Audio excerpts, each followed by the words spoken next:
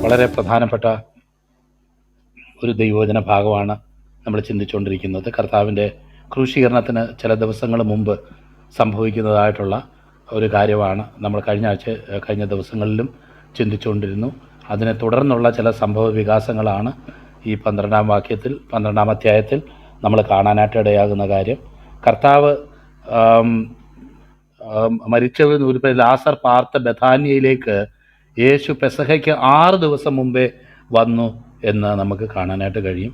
അതിനെപ്പറ്റി പഠിച്ചിട്ടുള്ള ചരിത്രകാരന്മാർ അത് ഏകദേശം ഞായറാഴ്ച ദിവസമാണ് കർത്താവ് കടന്നു വരാനായിട്ട്, അല്ലെങ്കിൽ ഞായറാഴ്ച ദിവസയ്ക്ക് മുന്നേ നമുക്കറിയാം ആ ഞായറാഴ്ച ദിവസമാണ് കർത്താവ് കഴുതക്കുട്ടിപ്പുറത്ത് കയറി വരുന്നത് കാണുന്നത്.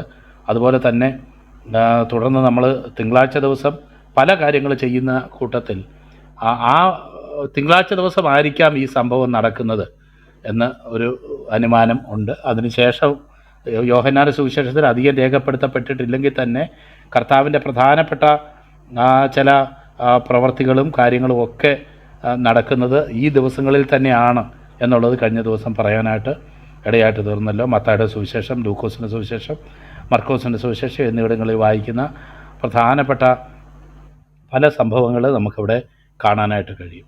അപ്പോൾ ഇന്നലെ നമ്മൾ കാണാനിടയായി തീർന്നത് ലാസറിനെ ഉയിർപ്പിച്ചത് നിമിത്തം വളരെയധികം യഹൂദന്മാർ കർത്താവിൽ വിശ്വസിക്കാനായിട്ട് ഇടയായിട്ട് തീരുകയും യഹൂദൻ പ്രമാണികൾ, പരീശന്മാർ, സദൂക്യരും ഒക്കെ മീറ്റിംഗ് ചേർന്ന് ഇങ്ങനെ വിട്ടാൽ പറ്റത്തില്ലല്ലോ, കാരണം വളരെ അടയാളങ്ങൾ ഈ മനുഷ്യൻ ചെയ്യുകയും ഇങ്ങനെ വിട്ടേച്ചാൽ എല്ലാവരും അവരിൽ വിശ്വസിക്കും, റോമക്കാരും വന്ന് നമ്മുടെ സ്ഥലത്തെയും ജനത്തെയും എടുത്തുകളയും എന്ന് പറഞ്ഞു. അപ്പോൾ ആ സംവത്സരത്തെ മഹാപുരോഹിതൻ പറയുന്നത്, നിങ്ങളൊന്നും അറിയുന്നില്ല, ജനം മുഴുവനും നശിച്ചു പോകാതെ വണ്ണം ഒരു മനുഷ്യൻ ജാതിക്ക് വേണ്ടി മരിക്കുന്നത് നന്ന് എന്ന് ഓർക്കുന്നതുമില്ല എന്ന് പറയുകയും അങ്ങനെ ആ മഹാപുരോഹിതൻ്റെ പ്രവചനത്തോടു കൂടെ യേശുവിനെ കൊന്നുകളയുന്നത് അവർക്കാർക്കും ഭീഷണിയായിട്ടോ മറ്റ് തിന്മയായ കാര്യങ്ങളൊന്നും ഭവിക്കാതിരിക്കാനായിട്ട് യേശുവിനെ കൊന്നുകളയുന്നതോട് തെറ്റില്ല എന്നുള്ള ഒരു അണ്ടർസ്റ്റാൻഡിങ്ങിലേക്ക് അവർ വരികയും അന്ന് മുതൽ അവനെ കൊല്ലുവാൻ ആലോചിച്ചു എന്ന് നമ്മൾ അതിൻ്റെ 11-ാം അധ്യായം 53-ാം വാക്യത്തിൽ നമ്മൾ വായിക്കുന്നുണ്ട്. യഹൂദന്മാരുടെ പെസഹ അടുത്തിരിക്കാൻ പലരും തങ്ങൾക്ക് ശുദ്ധി വരുത്താൻ പെസഹയ്ക്ക് മുമ്പേ വന്നപ്പോൾ യേശുവിനെയും അന്വേഷിച്ചു. എന്നാൽ അവർ യഹൂദ പ്രമാണികൾ യേശുവിനെക്കുറിച്ച് അവൻ ഇരിക്കുന്ന ഇടം അറിവ് കിട്ടിയാൽ ഉടനെ അറിവ് തരണമെന്ന് കൽപ്പന കൊടുത്തിരുന്നു എന്നുള്ള കാര്യമാണ് വായിക്കുന്നത്. എന്നാൽ കർത്താവ് തൻ്റെ കാര്യങ്ങളെല്ലാം തൻ്റെ സമയക്രമം അനുസരിച്ച് അദ്ദേഹം ചെയ്തുകൊണ്ടിരുന്നു എന്നുള്ളത് നമുക്ക് കാണാനായിട്ട് കഴിയും. അതാരെയും പേടിച്ചിട്ടുമല്ല, അല്ലെങ്കിൽ ആ നിലയിലുള്ളൊരു കൺസിഡറേഷനല്ല. തൻ്റെ പ്രവർത്തികൾ താൻ മുൻനിശ്ചയിച്ചതുപോലെ തന്നെ അതിൻ്റെ സമയത്ത് അദ്ദേഹം ചെയ്യുകയും അതിനു മുമ്പ് വളരെ വിവേകത്തോടെയും ആ ദൈവപ്രവർത്തികൾ തന്നെ ഏൽപ്പിച്ച പ്രവർത്തികൾ മുഴുവൻ നിവർത്തിക്കാനായിട്ട് ഇടയായി തീരേണ്ടതിന് വേണ്ടി ആ ഒരു നിലവാരത്തിൽ അദ്ദേഹം ഇരുന്നു എന്ന് നമുക്ക് കാണാനായിട്ട് കഴിയും. എന്നെ ഈ ഭാഗം ഞാൻ ചിന്തിച്ചപ്പോൾ എന്നെ അധികമായിട്ട് എന്നെ സ്പർശിച്ചതായിട്ടുള്ളൊരു കാര്യം അതാണ് ഞാൻ ഹെഡിങ്ങിൽ ഇടാനിടയായി തീർന്നത്. ഒരു വലിയ ദൈവപ്രവൃത്തി അവിടെ വെളിപ്പെടുവാനായിട്ട് ഇടയായിട്ട് തീർന്നു. നമുക്കറിയാമല്ലോ, നമ്മുടെ ജീവിതത്തിൽ പലപ്പോഴും നമ്മൾ പ്രാർത്ഥിക്കുന്ന പല കാര്യങ്ങളും നടക്കുമ്പോഴും പ്രാർത്ഥിക്കുന്ന പല കാര്യങ്ങൾക്ക് ഉത്തരം കിട്ടുമ്പോഴും അത് നെഗറ്റീവ് ആയിക്കൊള്ളട്ടെ, പോസിറ്റീവ് ആയിക്കൊള്ളട്ടെ, അല്ലെങ്കിൽ ദൈവത്തിൽ നിന്നുള്ള ഏതെങ്കിലും ഒരു അറിവായിക്കൊള്ളട്ടെ, അത് നമുക്ക് ലഭിക്കുമ്പോഴാണ് നമുക്ക് മനസ്സിലാവുന്നത് യഥാർത്ഥമായും ഈ ദൈവം ജീവിക്കുന്നെന്നും നമ്മുടെ പ്രാർത്ഥന വിഫലമല്ലെന്നും പ്രായോഗിക ജീവിതത്തിൽ ദൈവത്തെ അനുഭവിച്ചറിയാൻ ഇടയായി തീരുമ്പോഴാണ് പലപ്പോഴും നമ്മുടെ വിശ്വാസമൊക്കെ ഒന്ന് പല സമയത്തും കൺസോളിഡേറ്റ് ചെയ്യാനായിട്ട് ഇടയായിട്ട് തീരുന്നത്, അല്ലെങ്കിൽ അതൊന്ന് ഉറയ്ക്കാൻ തക്കവണ്ണം ഇടയായിട്ട് തീരുന്നത് എന്ന് നമുക്ക് മനസ്സിലാക്കാം.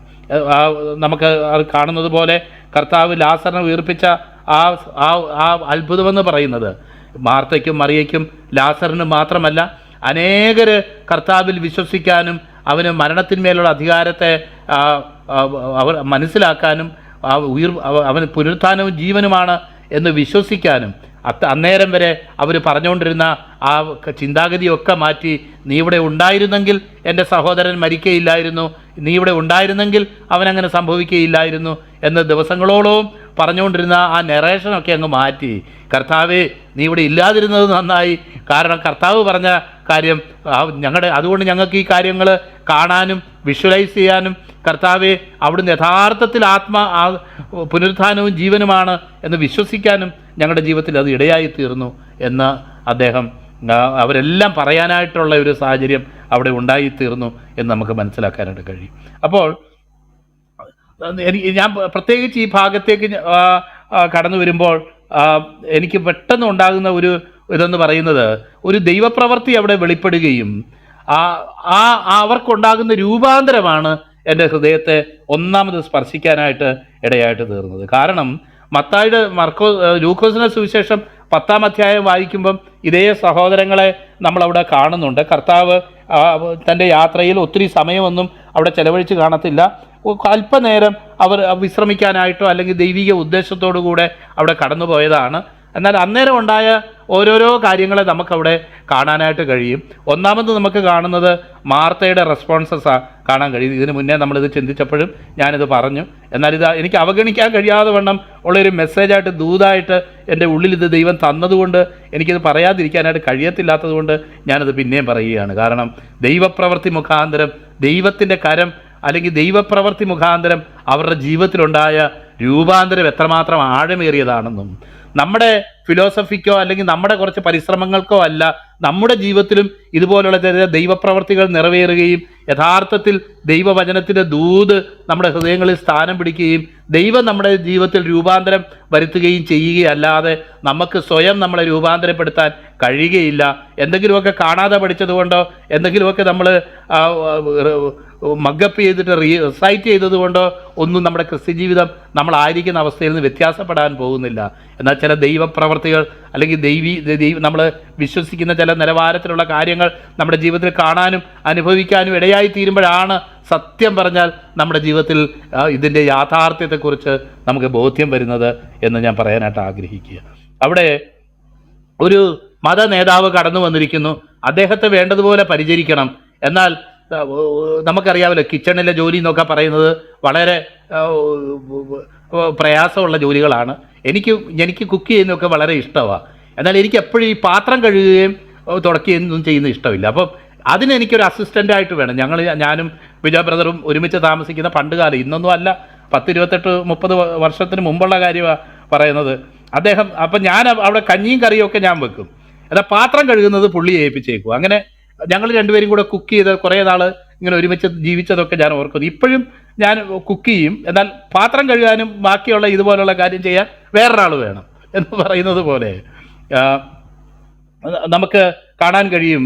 ഈ സഹോദരി കഠിനമായിട്ട് ജോലി ചെയ്യുകയും ആ ഗസ്റ്റിനെ ട്രീറ്റ് ചെയ്യാനായിട്ട് നോക്കുകയും ചെയ്യുമ്പോൾ മറ്റേ സഹോദരി മറിയ യേശുവിൻ്റെ പാദപീഠത്തിലിരുന്ന് വചനം കേട്ടോണ്ടിരുന്നത്. അത് ഒരുപക്ഷെ ശുശ്രൂഷിക്കണമെന്ന് ആഗ്രഹമില്ലാഞ്ഞിട്ടല്ല,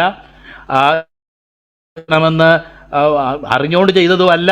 കർത്താവിനെ കണ്ടപ്പോൾ അവളുടെ ആത്മാവിൽ അതുപോലെ ഉള്ളൊരു ദാഹം, ദൈവവചനത്തിന് വേണ്ടി, യാഥാർത്ഥ്യത്തിന് വേണ്ടി ഉള്ളൊരു ദാഹമുണ്ടായിരുന്നത് കൊണ്ട് സ്വാഭാവികമായിട്ട് അവൾ അവിടെ ഇരുന്നു പോയതായിരിക്കാം എന്ന് നമുക്ക് നിശ്ചയമായിട്ടും കരുതാനായിട്ട് കഴിയും. അല്ലാതെ സാമാന്യഗതി ബോധമുള്ള സ്ത്രീയായിട്ട് ജനിച്ച ഒരു വ്യക്തിക്ക് വീട്ടിൽ കടന്നു വരുമ്പോൾ ഒരാൾക്കൊരു ഗ്ലാസ് വെള്ളം എടുത്ത് കൊടുക്കണം എന്നുള്ളത് അറിയാഞ്ഞിട്ടൊന്നുമല്ല. എന്നാൽ കർത്താവിനെ കണ്ടപ്പോൾ ആ കർത്താവിൻ്റെ വായിൽ നിന്ന് വരുന്ന വചനങ്ങൾ കേൾക്കാനും ആ വ്യക്തിയെക്കുറിച്ചുള്ള ആ ജിജ്ഞാസ നിമിത്തം, ആ ക്യൂരിയോസിറ്റിയിൽ അവൾ കർത്താവിൻ്റെ പാദപീഠത്തിലിരുന്ന് ആ വചനം കേട്ടുകൊണ്ടിരുന്നു. എന്നാൽ ആ വചനം കേൾക്കുന്ന വ്യക്തിയെ കുറിച്ച് പരാതിയുമായിട്ട് മാർത്ത വരുന്നതാണ് കാണാൻ കഴിയുന്നത്.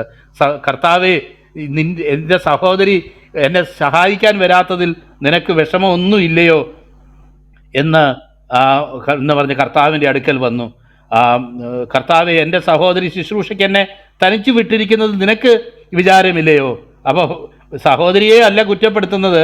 സത്യം പറഞ്ഞാൽ ഈ നല്ല കാര്യമൊക്കെ പറഞ്ഞു കൊടുത്താൽ മാതാപിതാക്കന്മാരൊക്കെ സാറുമാരോടൊക്കെ പറയുമല്ലോ, സാറിനൊന്ന് നല്ല കാര്യം പറഞ്ഞു കൊടുക്കണം എന്ന് സാറിന് ഇതുവരെ തോന്നിയില്ലല്ലോ എന്ന് പറഞ്ഞ പോലെ അവൾ നേരെ പറയുക, കർത്താവേ അവളിങ്ങനെ കേട്ടോണ്ടിരിക്കുന്നല്ലോ, എന്നാൽ നീ പോയി നിൻ്റെ സഹോദരിയെ ഒന്ന് സഹായിക്ക് എന്ന് പറഞ്ഞില്ലല്ലോ എന്ന് ഭാരപ്പെടുന്ന ഒരു വാർത്തയാണ് നമുക്ക് കാണാൻ കഴിയുന്നത്. എന്നാൽ നമ്മൾ ഈ 12-ാം അധ്യായത്തിലേക്ക് നമ്മൾ കടന്നു വരുമ്പോൾ ഇവിടെ കാണുന്നത്, നമുക്കറിയാം അത് ഒരുപക്ഷെ മാർത്തയുടെയും മറിയയുടെയും ഭവനത്തിൽ വെച്ചല്ല അത് നടന്നത് എന്ന് ജോഷ് പാസ്റ്റർ പറഞ്ഞതുപോലെ തന്നെ എനിക്ക് തോന്നുക. കാരണം അവിടെ രണ്ട് വ്യക്തികൾ അവിടെ ഉണ്ടായിരുന്നു. ഒരേ ഗ്രാമത്തിൽ കർത്താവിൻ്റെ കരങ്ങളിൽ നിന്ന് അത്ഭുതം പ്രാപിച്ച രണ്ട് വ്യക്തികളുണ്ടായിരുന്നു. ഒരുത്തൻ്റെ പേര് കുഷ്ഠരോഗിയായ ശീമോൻ എന്നായിരുന്നു എന്നുള്ളത് നമ്മൾ മത്തായിയുടെ സുവിശേഷവും അതുപോലെ തന്നെ മർക്കോസിൻ്റെ സുവിശേഷവും വായിക്കുമ്പം നമുക്ക് മനസ്സിലാക്കാനായിട്ട് കഴിയും. അപ്പോൾ കർത്താവ് വരുന്നെന്ന് കേട്ടപ്പോൾ രണ്ടുപേരും കർത്താവിനെ സ്വീകരിക്കാനും ആദരിക്കാനും അതുപോലെ അവിടെ അത്താഴം ഒരുക്കാനും അല്ലെങ്കിൽ അവിടെ ശുശ്രൂഷകൾ ചെയ്യാനും ഒക്കെ അവിടെ ആഗ്രഹിച്ചു എന്നുള്ളതൊരു സത്യമാണ്. നിശ്ചയമായിട്ടും അത് ശീമോൻ്റെ വീട്ടിൽ വെച്ചായിരിക്കും അത് നടന്നിരിക്കുന്നത് എന്നുള്ളതാണ് അവിടുന്ന് നമുക്ക് ചിന്തിക്കാനായിട്ട് കഴിയുന്നതായിട്ടുള്ള കാര്യം. അപ്പോൾ ശീമോൻ പറഞ്ഞു കാണും, നിനക്കറിയാവോ എനിക്കെന്തോ സംഭവിച്ചതെന്ന് നിനക്കറിയാവോ, ഞാൻ കുഷ്ഠരോഗിയായിരുന്നു, ഈ ഭവനത്തിൽ നിന്ന് നാളുകൾ അകന്ന് ജീവിക്കുന്ന ഒരുത്തരായിരുന്നു. എന്നാൽ ഈ കർത്താവ് നിമിത്തം എനിക്ക് എൻ്റെ ജീവിതത്തിൽ ഒരിക്കലും സംഭവിക്കും എന്ന് ഞാൻ വിചാരിക്കാത്ത ഒരു സ്വപ്നം എനിക്ക് നടന്നു. എൻ്റെ കുഷ്ഠരോഗം മാറി. അത് മഹാപുരോഹിതന്മാർ അത് തീർച്ചപ്പെടുത്തി. അങ്ങനെ എൻ്റെ ഭവനത്തിൽ എൻ്റെ ഭാര്യയോടും കുഞ്ഞുങ്ങളോടും കൂടെ ഒക്കെ ജീവിക്കാനായിട്ട് ഉള്ളൊരു ഭാഗ്യം എനിക്ക് ലഭിച്ചു. ഈ കർത്താവ് ചെയ്ത ഉപകാരം എത്ര വലുതാണെന്ന് എനിക്ക് പറയാനായിട്ട് കഴിയത്തില്ല എന്ന് പറഞ്ഞിട്ടുണ്ടെങ്കിൽ, അപ്പം ലാസർ കയറി പറഞ്ഞു കാണും, നിന്റെ കുഷ്ഠരോഗം മാറിയെന്നല്ലേ ഉള്ളൂ, ഞാൻ മരിച്ച് 4 ദിവസമായിട്ട് നാറ്റം വെച്ചവനായിരുന്നു, അവിടുന്ന് കർത്താവിനെ ഉയർത്തെഴുന്നേൽപ്പിച്ചു, അതാണ് കർത്താവ് എനിക്ക് വേണ്ടി ചെയ്ത നന്മ എന്ന് പറയാനായിട്ട് ഇടയായി തീർന്നു കാണും. എന്തു തന്നെയായിരുന്നാലും നമുക്കവിടെ കാണാൻ കഴിയും വലിയ ഒരു കൂട്ടം ആൾക്കാർ. നേരത്തെ ഉള്ളതുപോലെ കർത്താവ് വന്നപ്പോഴുള്ള കർത്താവ് ശിഷ്യന്മാർ മാത്രമായിരിക്കത്തില്ല, വലിയൊരു കൂട്ടം ആൾക്കാർ കർത്താവിൻ്റെ അടുക്കൽ കടന്നു വരാനായിട്ട് ഇടയായി തീർന്നു. മാർത്തയോ ശുശ്രൂഷ ചെയ്തു എന്നവിടെ വായിക്കുക. എന്നാൽ ഇവിടെ മാർത്ത ശുശ്രൂഷ ചെയ്തു എന്ന് പ്രത്യേകിച്ച് എടുത്തു പറഞ്ഞില്ലായിരുന്നെങ്കിൽ മാർത്തയുടെ പ്രത്യേകിച്ചൊരു പരാതിയോ ഒരു ഡയലോഗോ ഒന്നും കാണാനായിട്ട് നമുക്കവിടെ സാധിക്കുന്നില്ല. കാരണം അവളുടെ ജീവിതത്തിൽ ദൈവം ചെയ്ത ദൈവപ്രവൃത്തി എന്താണെന്നും അതിൻ്റെ ആഴം എന്താണെന്നും കർത്താവ് ആരാണെന്നും, അല്ലെങ്കിൽ ഒരു റിലീജിയസ് ലീഡർ കടന്നു വരുമ്പം സാമാന്യഗതിയിൽ ചെയ്യേണ്ട ഒരു ഉപചാരമൊന്നും അല്ല ഞാൻ ഈ ചെയ്യുന്നത്, എൻ്റെ ജീവൻ തന്നെ ഈ കർത്താവിന് ഞാൻ കൊടുക്കാൻ ബാധ്യസ്ഥയാണ് എന്നുള്ള നിലയിൽ ഒരു പരാതിയുമില്ലാതെ നേരത്തെ ഉണ്ടായിരുന്നതിൻ്റെ എത്രയോ വലിയൊരു കൂട്ടം ആൾക്കാരുണ്ട്. ഒരുപക്ഷെ അവളെ അന്നേരം സഹായിക്കാൻ മറ്റുള്ളവരും അവിടെ കണ്ടേക്കാം. എന്നാൽ അഭിപ്രായ പ്രകടനങ്ങളോ മറ്റെന്തെങ്കിലും ഒരു കാര്യമോ മാർത്ത അവിടെ ചെയ്യുന്നതായിട്ട് കാണാനായിട്ട് കഴിയത്തില്ല. അവൾ സത്യം പറഞ്ഞാൽ ഇതുപോലെ ഗസ്റ്റിനെയൊക്കെ ട്രീറ്റ് ചെയ്യാനായിട്ട് അതിഥി സൽക്കാര പ്രിയയൊക്കെ ആയിരുന്നു എന്നുള്ള കാര്യം സത്യമാണ്. എന്നാൽ ഇവിടെ കാണുന്നത് രൂപാന്തരപ്പെട്ട ദൈവകരം അറിഞ്ഞ, ദൈവപ്രവൃത്തി അറിഞ്ഞ കർത്താവ് ആരാണെന്നും അവൻ നൽകുന്ന അനുഗ്രഹം എന്താണെന്നും നിത്യത എന്താണെന്നും ഗ്രഹിച്ച് ദൈവകരങ്ങളിൽ പൂർണ്ണമായി സമ്പൂർണ്ണമായി ഏൽപ്പിക്കപ്പെട്ട ഒരു മറിയയാണ്. അവൾക്ക് പല വിശ്വാസ പ്രമാണങ്ങളും ഉണ്ടായിരുന്നു. നീ ഇവിടെ ഉണ്ടായിരുന്നെങ്കിൽ മരിക്കയില്ലായിരുന്നു, ഒടുക്കത്തെ നാളിൽ എൻ്റെ സഹോദരനെ നീ ഉയർത്തെഴുന്നേൽപ്പിക്കും, ലോകത്തിലേക്ക് വരുവാനുള്ള ക്രിസ്തു നീയാകുന്നു എന്ന് ഞാൻ വിശ്വസിക്കുന്നു എന്നൊക്കെ അവളുടെ വിശ്വാസത്തിൽ അധിഷ്ഠിതമായ കാര്യങ്ങളൊക്കെ അവൾ ഏറ്റുപറയുന്നൊക്കെ ഉണ്ട്. എന്നാൽ ഞാൻ തന്നെ പുനരുത്ഥാനവും ജീവനുമാകുന്നു എന്ന് അവളുടെ മുന്നിൽ വെച്ച് പറയുകയും അവളുടെ സഹോദരിയോട് വിശ്വസിച്ചാൽ നീ ദൈവത്തിൻ്റെ മഹത്വം കാണും എന്ന് പറഞ്ഞ ആ നിലവാരത്തിൽ ഈ കർത്താവിൻ്റെ ആ വലിയ അത്ഭുത പ്രവൃത്തി അവളുടെ ജീവിതത്തെ തന്നെ പിടിച്ചു കുലുക്കത്തക്കവണ്ണം ലാസറേ പുറത്തു വരിക എന്ന് അവൾ ഒരിക്കലും പറയുമെന്ന് വിചാരിച്ചില്ല. പറഞ്ഞപ്പോൾ തന്നെ നീ ഇപ്പോൾ എന്ത് അപേക്ഷിച്ചാലും ദൈവം നിനക്ക് ചെയ്തു തരുമെന്നും എനിക്കറിയാം. എന്നാൽ ഈ സ്കെയിലിൽ ഈ നിലവാരത്തിലുള്ള ഒരു അത്ഭുത പ്രവൃത്തി ഒരിക്കലും അവൾ പ്രതീക്ഷിച്ചില്ല. അത് കർത്താവ് ചെയ്യുമെന്നും അവൾ വിചാരിച്ചില്ല എന്നുള്ളത് നമുക്ക് കാണാനായിട്ട് കഴിയും. അപ്പോൾ നോക്കിയാട്ടെ, അവളുടെ പ്രതീക്ഷയ്ക്ക്, അവളുടെ വെറുതെ പറഞ്ഞുകൊണ്ടിരുന്ന കുറച്ച് വിശ്വാസ പ്രമാണങ്ങൾക്ക് അവളുടെ ജീവിതത്തിൽ ഒരു വ്യത്യാസമോ അവളെ രൂപാന്തരപ്പെടുത്താനോ കഴിയാത്ത നിലയിൽ നിലനിന്നിരുന്ന കുറച്ച് വിശ്വാസ പ്രമാണങ്ങൾ പറയുകയല്ല. അവൻ പുനരുത്ഥാനവും ജീവനും തന്നെയാണ്, അവൻ ഈ ദൈവം പ്രവർത്തിക്കുന്നു, ഈ ദൈവം നമുക്ക് വേണ്ടി കരുതുന്നു, ഈ ദൈവം നമ്മുടെ കാര്യങ്ങളിൽ ഇടപെടുന്നു, നമ്മുടെ ഓരോ കോംപ്ലിക്കേറ്റഡ് പ്രശ്നങ്ങളും ദൈവം കൂടെ അതിൽ പങ്കാളിയാണ്. അത് കർത്താവിൻ്റെ പ്രശ്നമായിട്ടാണ് കർത്താവ് അതെടുക്കുന്നത്. കർത്താവ് നിശ്ചയമായിട്ടും ആ വിഷയങ്ങളിൽ പ്രവർത്തിക്കുക തന്നെ ചെയ്യും, ഇനിയും പ്രവർത്തിക്കും എന്നുള്ള ആഴമായ ഒരു വിശ്വാസത്തിലേക്കും വിടുതലിലേക്കും അവൾ കടന്നു വരാൻ ഇടയായിത്തീർന്നതിൻ്റെ വെളിച്ചത്തിൽ അവളുടെ രൂപാന്തരപ്പെട്ട, നമ്മൾ രക്ഷിക്കപ്പെട്ടു സ്നാനപ്പെട്ടു എന്നൊക്കെ എന്ന് പറഞ്ഞാൽ മാത്രം പോരാ, ഈ രൂപാന്തരം കൂടെ നമ്മുടെ ജീവിതത്തിൽ ഉണ്ടാകാൻ തക്കവണ്ണം കർത്താവ് നമ്മുടെ ജീവിതത്തിൽ നിന്ന് ആഗ്രഹിക്കുന്നുണ്ട്. ഈ രൂപാന്തരം നമ്മുടെ ജീവിതത്തിൽ ഇല്ലാതെ വന്നിട്ട് നമ്മൾ കുറച്ച് തിയറി മാത്രം പറഞ്ഞുകൊണ്ട് നടന്നിട്ട് ഒരു കാര്യവും ഇല്ല. ഈ രൂപാന്തരം ആ കർത്താവ് ആഗ്രഹിക്കുന്നത്. നമുക്കറിയാമല്ലോ, ദൈവത്തിൻ്റെ വചനത്തിൽ നമ്മൾ വായിക്കുന്നത് നമുക്കറിയാം, പല ഭാഗത്ത് നമ്മൾ വായിക്കുന്നു. റോമർക്ക് എഴുതുന്ന ലേഖനം 12-ാം അധ്യായത്തിൽ പറയുമ്പോൾ, നന്മയും പൂർണ്ണതയും പ്രസാദവുമുള്ള ഹിതം എന്തെന്ന് അറിയേണ്ടതിന് മനസ്സ് പുതുക്കി രൂപാന്തരപ്പെടുവീൻ. മെറ്റമോർഫോസിസ്, അത് നമ്മൾ പഠിച്ച സമയത്ത് പറഞ്ഞിട്ടുണ്ട്. ഈ ചിത്രശലഭത്തിൻ്റെ പുഴു അതിൻ്റെ കൊക്കൂണിൻ്റെ ഉള്ളിൽ ഇരുന്ന് അത് ആ പുഴു രൂപാന്തരപ്പെട്ട് ചിത്രശലഭമായിട്ട് മാറുന്ന ആ അനുഭവത്തിനാണ് ഈ പ്രത്യേക പദം ഉപയോഗിക്കുന്നതെന്നും എന്ന് പറഞ്ഞതുപോലെ തന്നെ രക്ഷിക്കപ്പെടാത്ത മനസ്സുമായിട്ട് കാര്യങ്ങൾ, രൂപാന്തരപ്പെടാത്ത മനസ്സുമായിട്ട് നോക്കുമ്പോൾ എല്ലാം പ്രശ്നം. അവൾ സഹായിക്കാൻ വരാത്തത് പ്രശ്നം, ഉപദേശി പ്രശ്നം, പ്രസംഗം പ്രശ്നം, അങ്ങോട്ട് നോക്കിയാൽ പ്രശ്നം, ഇങ്ങോട്ട് നോക്കിയാൽ പ്രശ്നം. ഒരു പുഴുവിന് ചുറ്റും നോക്കുമ്പോൾ എന്തൊക്കെ പ്രശ്നങ്ങളായിട്ട് കാണുന്നോ അതുപോലെയാണ് രൂപാന്തരപ്പെടാത്ത മനസ്സിൻ്റെ ഉടമയായിട്ടുള്ള ഒരു വ്യക്തിക്ക് പ്രശ്നങ്ങളായിട്ട് തോന്നുന്നത്. എന്നാൽ സകലവും തൻ്റെ ഹിതം പോലെ പ്രവർത്തിക്കാനും സകലത്തെയും തനിക്ക് കീഴ്പ്പെടുത്തുവാൻ പോകുന്ന വ്യാപാര ശക്തിയുള്ള കർത്താവിനെ വിശ്വസിക്കുമ്പോൾ അവളുടെ ആ രൂപാന്തരപ്പെട്ട മനസ്സ് അത് ഈ പ്രശ്നങ്ങളല്ല ഇപ്പോൾ കാണുന്നത്, പ്രശ്നങ്ങൾക്കുപരിയായിട്ട് കാര്യങ്ങളെ കാണാൻ തക്കവണ്ണം രൂപാന്തരപ്പെട്ട ഒരു മനസ്സിനുടമയായിട്ട് തീരുമ്പോൾ പ്രശ്നങ്ങളല്ല കാണുന്നത്, അതൊക്കെ സാധ്യതകളായിട്ട് കാണാനും ദൈവത്തെ മഹത്വപ്പെടുത്താനും ദൈവത്തിന് പ്രവർത്തിക്കാനുമുള്ള സാധ്യതകളായിട്ട് കാണാനായിട്ട് ഇടയായി തീരുന്നു എന്നുള്ളത് നമുക്ക് കാണാനായിട്ട് കഴിയും. അപ്പം ആ രൂപാന്തരത്തിൻ്റെ പ്രസക്തി, രൂപാന്തരത്തിൻ്റെ ആഴം എത്രമാത്രം അവിടെ ഉണ്ട്, അങ്ങനെ ദൈവനാമം അവിടെ മഹത്വപ്പെടുവാനായിട്ട് ഇടയായിട്ട് തീർന്നു എന്ന് നമുക്ക് അവിടെ കാണാനായിട്ട് കഴിയും. നമുക്ക് അടുത്തത് നമുക്ക് ചിന്തിക്കാൻ കഴിയുന്നത് മറിയയെക്കുറിച്ചാണ് നമുക്ക് ചിന്തിക്കാൻ കഴിയുന്നത്. ഈ 1 മുതൽ 11 വരെയുള്ള ഈ വചനഭാഗം തന്നെ സെൻറ്റർ ചെയ്തേക്കുന്നത് മേരി ചെയ്ത ആ ഏറ്റവും വിലയേറിയ കോസ്റ്റ്ലി വേർഷിപ്പിൻ്റെ പുറത്താണ് ഈ ഭാഗം തന്നെ കോൺസെൻട്രേറ്റ് ചെയ്യപ്പെട്ടിരിക്കുന്നത് എന്ന് നമുക്കറിയാം. നമ്മളിത് ചിന്തിക്കുന്നതും അത് തന്നെയാണ്. കാരണം എനിക്ക് തോന്നുന്നു ഒരിടത്ത് ഇത് ലോകത്തിൽ, അത് വേറൊരു സ്ഥലത്താണെന്ന് തോന്നുന്നു, സുവിശേഷം പ്രസംഗിക്കുന്നിടത്തൊക്കെ ഇത് പ്രസ്താവിക്കപ്പെടുമെന്ന് പറഞ്ഞതുപോലെ തന്നെ ഇത് എല്ലായിടത്തും പ്രസ്താവിക്കപ്പെടുക. ഈ 2022 ഇതിവിടെ പ്രസ്താവിക്കപ്പെടുകയാണ്. കാരണം അവൾ എന്താ നേരത്തെ ലൂക്കോസിന് സുവിശേഷം വായിച്ചപ്പോൾ അവിടെ ചെയ്തുകൊണ്ടിരുന്നത് കാൽക്കലിരുന്ന് വചനം കേൾക്കുക ചെയ്തുകൊണ്ടിരുന്നത്. കാൽക്കലിരുന്ന് വചനം കേൾക്കുക ചെയ്തുകൊണ്ടിരുന്നത്. ഞാൻ എപ്പോഴും ഓർക്കുന്നുണ്ട്, എനിക്കും ബിജോ ബ്രദറിനും ഒക്കെ അറിയാവുന്ന ഞങ്ങളുടെ ഒരു ലൊക്കാലിറ്റിയിൽ എഴുത്തും വായനയും അറിയാത്ത ഒരു അച്ചായനുണ്ടായിരുന്നു. അദ്ദേഹം ഒരു ബസ് ആക്സിഡൻറ്റിൽ പെട്ടെന്ന് അങ്ങനെ മരിച്ചുപോയി. എന്നാലും എഴുത്തും വായനയും അറിയാമെങ്കിൽ ഉപദേശിമാർ പ്രസംഗിക്കുന്ന സമയത്ത് കണ്ണും അടച്ചിരുന്ന് ഇങ്ങനെ നുണഞ്ഞുകൊണ്ടിരിക്കും ഈ അപ്പച്ചൻ. എന്താ ഈ നുണഞ്ഞുകൊണ്ടിരിക്കുന്നത് എന്ന് ആൾക്കാർ വിചാരിക്കും. എന്നാൽ ഈ അപ്പച്ചൻ ഈ വചനം മുഴുവൻ ഇങ്ങനെ കേട്ടോണ്ടിരിക്കുക എന്ന് പറഞ്ഞതുപോലെ എനിക്ക് മേരി ഇരുന്ന് യേശുവിൻ്റെ കാൽക്കലിരുന്ന് വചനം കേട്ട് മതിമറന്ന് തന്നെ മറന്ന് വചനം കേട്ടോണ്ടിരിക്കുക.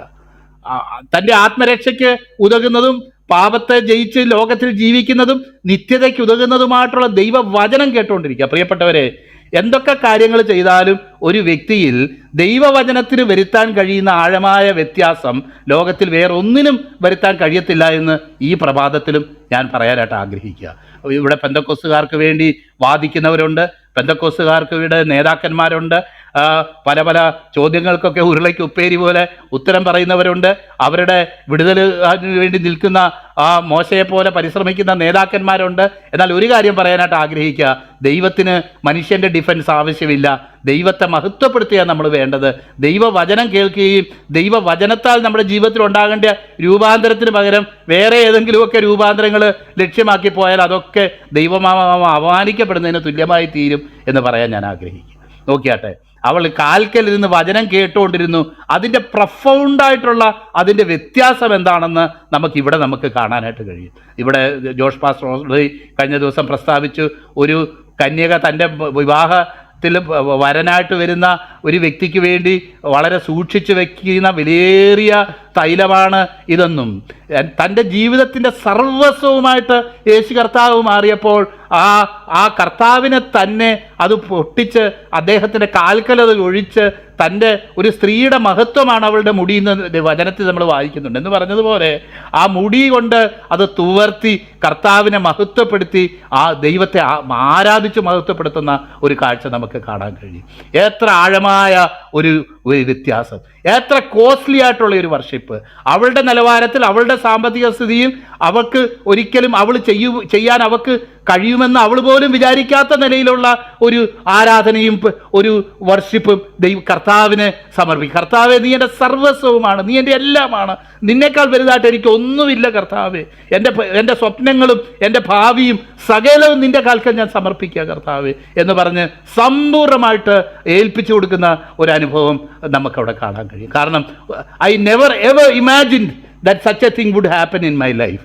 കർത്താവ്, ഇങ്ങനൊരു വ്യത്യാസം എൻ്റെ ജീവിതത്തിൽ ഉണ്ടാകുമെന്നും ഇതുപോലൊരു ദൈവപ്രവൃത്തി വെളിപ്പെടാനും വേണ്ടിയാണ് നീ ഞങ്ങളെ സന്ദർശിച്ചതെന്നും ഞങ്ങൾ ചെയ്തതൊന്നും അധികപ്പറ്റല്ല, നീ ചെയ്ത നന്മയ്ക്കൊത്ത് ഒന്നും ചെയ്തിട്ടില്ല കർത്താവ് എന്ന് പറഞ്ഞ് ഏത് നിലയിൽ അവളുടെ കപ്പാസിറ്റിയിൽ വെച്ച് കർത്താവിനെ മഹത്വപ്പെടുത്താമോ അതിൻ്റെ പരമാവധി ചെയ്തുകൊണ്ട് അവൾ അവിടെ ദൈവത്തെ പുകഴ്ത്തുന്നതും ദൈവത്തെ ആരാധിക്കുന്നതും ആ വചനഭാഗം തന്നെ അത് ആ ഒരു പ്രവൃത്തിയെ സെൻറ്റർ ചെയ്തുകൊണ്ട് ആയിത്തീരാനായിട്ട് ഇടയായിട്ട് തീർന്നു എന്ന് നമുക്ക് കാണാം. വചനത്തിൽ നമ്മൾ വായിക്കുന്നുണ്ടല്ലോ, അശുദ്ധൻ ഇനിയും അശുദ്ധി ചെയ്യട്ടെ, അഴുക്കാടുന്നവൻ ഇനിയും അഴുക്കാടട്ടെ, തിന്മ ചെയ്യുന്നവൻ ഇനിയും തിന്മ ചെയ്യട്ടെ, വിശുദ്ധി ചെയ്യുന്നവൻ ഇനിയും വിശുദ്ധീകരിക്കട്ടെ എന്ന് വായിക്കുന്നത് പോലെ തന്നെ ദൈവത്തിൻ്റെ വെളിച്ചം ഉദിച്ചവർക്ക് നമുക്കറിയാം. ചെങ്കടൽ കടന്ന ചില ആൾക്കാർക്ക് അത് കർത്താവിൻ്റെ സാന്നിധ്യം അവർക്ക് വെളിച്ചമായിട്ട് വെളിപ്പെട്ടപ്പോൾ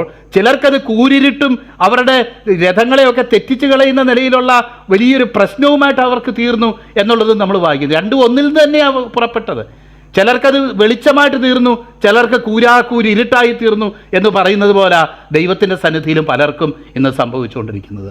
അവർക്ക് ദൈവത്തെ ആരാധിക്കാനും മഹത്വപ്പെടുത്താനും എൻ്റെ കർത്താവെ അളവില്ലാതെ നിന്നെ സ്തുതിക്കാനും ഉള്ള കാരണങ്ങളായിട്ട് ദൈവപ്രവർത്തികൾ തീരുമ്പോൾ ചിലരുടെ മനസ്സടഞ്ഞ് അതിലൂടെ കർത്താവിനെ കുറ്റപ്പെടുത്താനും ആ ദൈവപ്രവൃത്തിയെ കുറ്റപ്പെടുത്താനും അതിനെ നിന്ദിക്കാനുമുള്ള ഒരു അവസരമായിട്ട് ഈ ദൈവപ്രവൃത്തി തീരുകയാണ്. അതിൻ്റെ അർത്ഥം എന്താണെന്ന് വെച്ച് കഴിഞ്ഞാൽ നാശത്തിലേക്ക് നിയോഗിക്കപ്പെട്ടവൻ ആരാണെന്നും നിത്യജീവനിലേക്ക് നിയോഗിക്കപ്പെട്ടവൻ ആരാണെന്നും ഉള്ളതിൻ്റെ തെളിവാണ് നമുക്കവിടെ കാണാൻ കഴിയും. കാരണം ഈ ദൈവമഹത്വത്തെ അറിഞ്ഞ ഒരു വ്യക്തി ഈ തൈലമല്ല, ഈ ലോകത്തിലെ സകല സുഗന്ധവും സൃഷ്ടിച്ചവൻ, ഈ ലോകത്തിലെ സകല വെളിച്ചവും സൃഷ്ടിച്ചവൻ, അവന് നമ്മുടെ സുഗന്ധമോ നമ്മുടെ മെഴുകുതിരിയോ ഒന്നും ആവശ്യമില്ല. എന്നാൽ ദൈവനാമ മഹത്വത്തിന് വേണ്ടി അതുപോലെ ഒരു പ്രവൃത്തി ചെയ്തപ്പോൾ ഇത് വിറ്റ് ദരിദ്രന്മാർക്ക് കൊടുക്കാത്തത് എന്ത്? കാരണം അവന് ദരിദ്രന്മാരെ കുറിച്ച് വിചാരമുണ്ടായിട്ടല്ല, മറിച്ച് അവൻ അത് കള്ളനാകൊണ്ട് അതിൽ നിന്നും എടുത്തു വന്നതുകൊണ്ടും അത്രേ. ചില ദൈവവേദന പഠിതാക്കൾ പറയുന്നത് അവസാനം ഈ എടുത്തു വന്നത് കർത്താവ് അക്കൗണ്ട് ചോദിക്കുമെന്നായപ്പം എങ്ങനെങ്കിലും ഇതൊന്ന് കൂട്ടി യോജിപ്പിക്കാനുള്ള അക്കൗണ്ട് ശരിയാക്കാൻ വേണ്ടിയാണ് അവൻ കർത്താവിനെ ഒറ്റിക്കൊടുത്തതെന്ന് പോലും പറയുന്ന ചില വിശകലനങ്ങളിൽ ഞാൻ കേൾക്കാനിടയായി തീർന്നിട്ടുണ്ട്. അപ്പോൾ ഇവിടെ 300 ഈ വെള്ളിക്കാശ് അല്ലെങ്കിൽ ഇത് പണത്തിന് വിറ്റ് ഇത് എപ്പോഴേ കോമ്പൻസേറ്റ് ചെയ്യാമായിരുന്നു. അവന് എടുത്തു വന്നതൊക്കെ അവനെപ്പോഴും എങ്ങനെ ഏത് നിലയിൽ ഇത് കോമ്പൻസേറ്റ് ചെയ്യും എന്ന് അവൻ വിചാരിച്ചുകൊണ്ടിരുന്നവന് പെട്ടെന്ന് ഈ ബുദ്ധി തോന്നിയതിൽ അത്ഭുതമൊന്നുമില്ല. കാരണം അശുദ്ധി ചെയ്യുന്നവൻ, തിന്മ ചെയ്യുന്നവൻ, ഇരുട്ടിലിരിക്കുന്നവന് ഈ ജീവന്റെ വചനം തന്നെ അത് ഇടർച്ചക്കല്ലും തടങ്ങൽപ്പാറയുമായിട്ട് അവന് തീരുമെന്നുള്ളതിൽ യാതൊരു സംശയവുമില്ല. അതിൻ്റെ കാരണം അവൻ്റെ മനസ്സ് അങ്ങനെ ഓറിയൻറ്റഡ് ആയിപ്പോയി. എന്ത് ചെയ്യാനാ? അവൻ്റെ മനസ്സ് അങ്ങനെ വ്യത്യാസപ്പെട്ടു പോയി. അതിൽ പ്രത്യേകിച്ച് ഒന്നും ചെയ്യാനായിട്ട് ഇനി സാധിക്കത്തില്ല. മാനസാന്തരപ്പെട്ട് അവൻ്റെ അനുഭവമോർത്ത് മാനസാന്തരപ്പെട്ട് തിരികെയല്ലാതെ അവന് വേറൊരു വഴിയുമില്ല. എന്നാൽ മാനസാന്തരത്തിലുള്ള ഒരു നിലയിലല്ല, പിന്നെയും ഇരുട്ടിലേക്ക് പോകും. നമുക്കറിയാമല്ലോ, എത്ര പണ്ട് ഒരു കവിത പാടിയതുപോലെ സാരമുള്ള വചനങ്ങൾ കേൾക്കലും നീരസാർത്ഥം അറിയുന്ന ദുർജനം എന്ന് പറയുന്നത് പോലെ എത്ര ആഴമേറിയ ദൈവാലോചനകൾ കേട്ടാലും അതിലെ നെഗറ്റീവ് വശം കണ്ടെത്താനായിട്ട് ഒത്തിരി പേർക്ക് വലിയ മിടുക്കുണ്ട്. കാരണം ക്ഷീരമുള്ള ഒരു അകിടിൻ ചുവട്ടിലും ചോര തന്നെ കൊതുകിന് കൗതുകം എന്ന് കവി പാടിയിട്ടുള്ളതുപോലെ ഇത് ഇന്ന് നമുക്ക് വചനത്തിൽ പറഞ്ഞേക്കുന്നത് ഇത് രക്ഷയ്ക്കായിട്ട് ഉള്ളവരുടെയും നശിച്ചു പോകുന്നവരുടെ ഒരു അടയാളമായിട്ടാണിതെന്ന് 2 തെസ്സലോനിക്കർ 1-ാം അധ്യായത്തിൽ നമ്മൾ വായിക്കുന്നുണ്ട്. അത് കർത്താവ് തന്നെ വെച്ചതാകുന്നു ഈ അടയാളം എന്ന് പറഞ്ഞേക്കുക. അപ്പം അതിനെ ഓർത്ത് നമ്മൾ ഭാരപ്പെടും. അയ്യോ, ഇവർക്ക് എന്തുകൊണ്ട് മനസ്സിലായിട്ട് ഇവരിങ്ങനെ കോട്ടിമാട്ടി പറയുന്നല്ലോ, ഇവർക്ക് എങ്ങനെ ഇത് സാധിക്കുന്നു? വികല മനസ്സിനുടമയായവർക്ക് മാത്രമേ അത് സാധിക്കത്തുള്ളൂ. സാത്താൻ അവരുടെ മനസ്സിനെ ഇങ്ങനെ കോട്ടിമാട്ടി കളഞ്ഞിരിക്കുക. അതിൽ യാതൊരു അത്ഭുതവുമില്ല. നോക്കിയാട്ടെ, അടുത്തത് നമ്മൾ കാണുന്നത് ലാസറിനെ കുറിച്ചാണ്. നേരത്തെ കർത്താവിൻ്റെ ദാസൻ പറഞ്ഞ പോലെ ലാസർ ആ സീനിലേ ഇല്ലായിരുന്നു നമ്മൾ ഈ ലൂക്കോസിന്റെ സുവിശേഷം വായിക്കുമ്പോൾ. ഒരുപക്ഷെ ഉണ്ടായിരിക്കാം, നമ്മുടെയൊക്കെ വീടുകളിലൊക്കെ ചെയ്യുന്ന പോലെ ഉപദേശി ഒരു വാതിലേക്കൂടെ വരുമ്പോൾ മറ്റേ വാതിലേക്കൂടെ ഇറങ്ങിപ്പോവുകയും ഒക്കെ ചെയ്യുന്ന പോലെ ഉപദേശി പറയുന്നത് കേൾക്കാം, എന്നാൽ ഉപദേശിക്ക് അവനെ കാണാൻ പാടില്ല. ഉപദേശിയുടെ കണ്ണിൽ ഞാൻ പെടരുത്, ഉപദേശി പറയുന്നത് എന്താണെന്നും ഈ സംഭവം എന്താണെന്നും ഒക്കെ അറിയാമെന്നൊക്കെ ഉള്ള നിലയിൽ നിന്ന ഒരു ചെറുപ്പക്കാരൻ ആയിരിക്കാം. ഇല്ലെങ്കിൽ നമ്മൾ നിത്യതയിൽ ലാസർ കാണുമ്പോൾ നമ്മളോട് പറയടാ നീ എന്നെ പറ്റി ഇല്ലാത്തതൊക്കെ പറഞ്ഞോ, അത് പോട്ടെ. അപ്പം നമ്മളങ്ങ് ഇമാജിൻ ചെയ്യുന്നതേ ഉള്ളൂ. എന്നാൽ പിന്നെ നോക്കുമ്പം ആ സകലത്തിൻ്റെയും സെൻറ്ററായിട്ട് അവിടെ വായിക്കുന്നത് യേശുവിനെ കാണാൻ മാത്രമല്ല, അവൻ മരിച്ചവരിൽ ഉയർപ്പിച്ച ലാസറിനെ കാണാനും കൂടെ ആൾക്കാർ കടന്നു വന്നു. മാത്രമല്ല യഹൂദന്മാർ പറയുന്നത് ഇനി കൊല്ലേണ്ടിയവരുടെ ലിസ്റ്റിൽ യേശുവിനെ മാത്രം വെച്ചാൽ പോരാ, ഇനിയും ഈ ലാസറിനെയും കൂടെ കൊല്ലാതെ ഒരു രക്ഷയുമില്ല. കാരണം അവനിങ്ങനെ ജീവിച്ചിരുന്നാൽ അവൻ വലിയൊരു സാക്ഷിയായിട്ട് തീരും. അവൻ മരിച്ചവനായിരുന്നെന്നും 4-ാം ദിവസം ഉയർത്തെഴുന്നേൽപ്പിച്ചു എന്നുള്ള ആ വിഷയം നാട് മുഴുവൻ പരസ്യമായിരിക്കുക. കാരണം നമുക്കറിയാമല്ലോ, ഈ പിക്ചറിലേ ഇല്ലാത്ത ആള് അതിലെ പ്രധാന ആളായിട്ട് തീർന്നു. ഏറ്റവും പിമ്പൻ, ഏറ്റവും മുമ്പനായിട്ട് തീർന്നു ദൈവപ്രവൃത്തി കൊണ്ട്. ആ ദൈവപ്രവൃത്തിയുടെ ആഴം അതാ ഞാൻ കഴിഞ്ഞ ദിവസം തന്നെ പറഞ്ഞത്.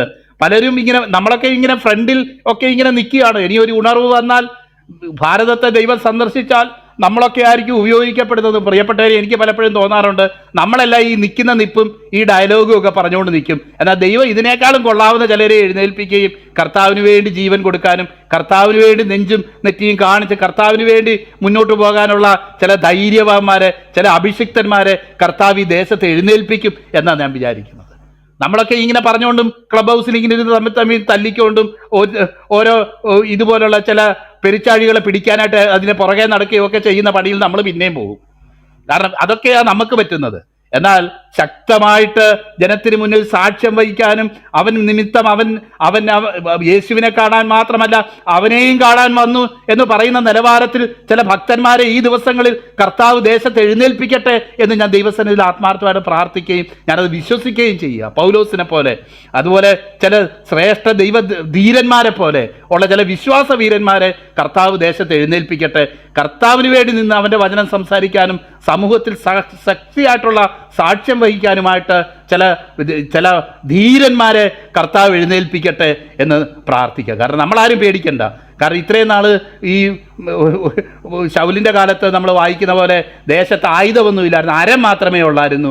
ഒരു വാളുണ്ടായിരുന്നു, പിന്നെ അരം മാത്രമേ. ഞാൻ ഈ അരം വെച്ചുകൊണ്ട് ഫെലിസ്ത്യരോട് യുദ്ധം ചെയ്യാൻ പോകുന്ന ഒരു അനുഭവം ഞാൻ പലപ്പോഴും ആലോചിച്ചിട്ടുണ്ട്. ഈ അരം വെച്ച് എന്നാ ചെയ്യാൻ എന്ന് പറയുന്ന പോലെ നമ്മുടെ പല ആയുധങ്ങളും തേഞ്ഞ് തീർന്നു പോയേക്കുക, അതിൻ്റെ വായ്ത്തല പോയേക്കുക, അല്ലെങ്കിൽ നമ്മുടെ പ്രസംഗത്തിൻ്റെയും നമ്മുടെ ഇതിൻ്റെയൊക്കെ പല ലോജിക്ക് നഷ്ടപ്പെട്ട് അത് ഒരു പഴമയുടെയും ആർക്കും ശ്രദ്ധിക്കാൻ കഴിയാത്തൊരു നിലവാരത്തിൽ കാര്യങ്ങൾ എത്തിച്ചേർന്നേ.